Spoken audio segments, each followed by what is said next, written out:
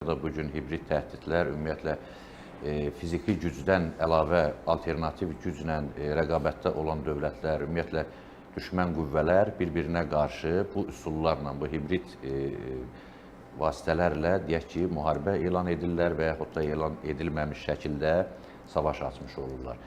Və bunun da təbii ki, qarşısının alınması üçün müxtəlif yollar var və bu yollar düşünülməlidir. Necə deyərlər, buna çağırışlar olmalıdır. Eyni zamanda vətəndaşların birinci növbədə sayıqlığı lazımdır.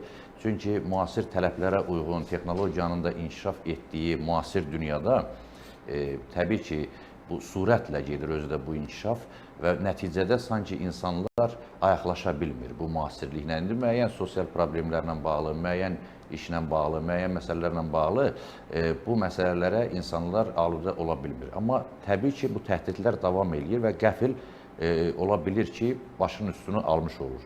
O baxımdan zəruridir ki, bu məsələlərlə bağlı vaxtında tədbirlər görülsün və ona görə də mən bunu bir yerində düşünülmüş məsələ hesab edirəm ki, indidən bu məsələlərlə bağlı artıq bizdə canlanma var və bu sahədə maarifləndirilmə aparılır, müzakirələr aparılır. Eyni zamanda əsasən uşaqlarla bağlı olsun, uşaqlar olmasın, elə böyüklərlə bağlı olsun. Yəni bu hibrid təhdidlər bugün dünyanın aktual problemlərindən biridir. Yəni, bilirsiniz ki... Yəni, bu sadəcə Azərbaycana aid deyil də, bütün dünyada bəli. Bütün dünyada belədir. Bilirsiniz ki, bugün artıq da nüvə silahı, nə bilim mən, müxtəlif silah növləri, dünyada müharibələr və s. bu məsələlər davam edir. Ancaq düşünən beyinlər alternativ yollar düşünürlər. Təsəvvür edin ki, Aya, Marsa artıq qədəm qoymağa, orada nə bilim, baza düşünən beyinlər, ideoloji institutlar artıq bu hibrid sahədə daha asan üsulla, belə deyək ki, rəqibi düşməni ram etməyə düşünürlər. Bax, bunun özü əslində nüvə silahından da təhlükəli bir məsələdir.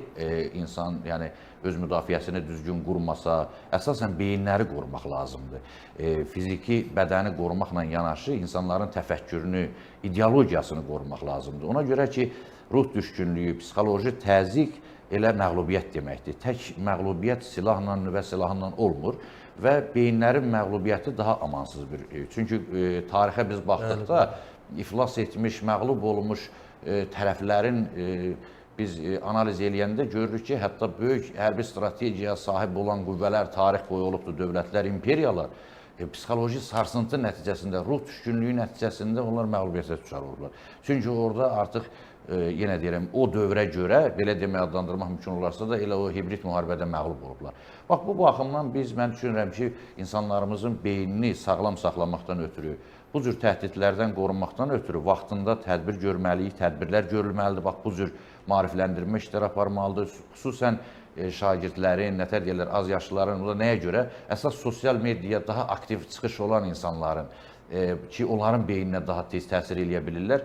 Və o cür biz proqramlar aparılmalıdır, necə deyirlər, müvafiq tədbirlər görülməlidir. Bilirsiniz, din sahəsi də xüsusi həssas bir sahə olduğuna görə, əsasən bax, bu cür qüvvələr, bu maraqda olan dairələr, tutaq ki, bunlar şərqdə də var, qərbdə də var, bunu konkret olaraq bir bütün üstünə qoymaq olmaz.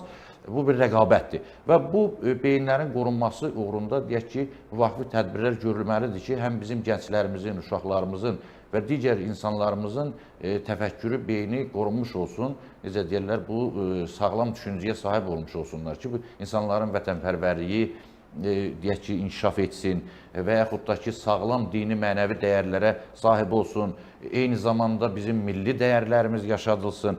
Bəzən görürsünüz ki, elə bir təhdidlər, yəni, baş verir ki, onu da deyim ki, yəni, hər zaman bu şeyləri kəşf etmək də hər adama müyəssər olmur.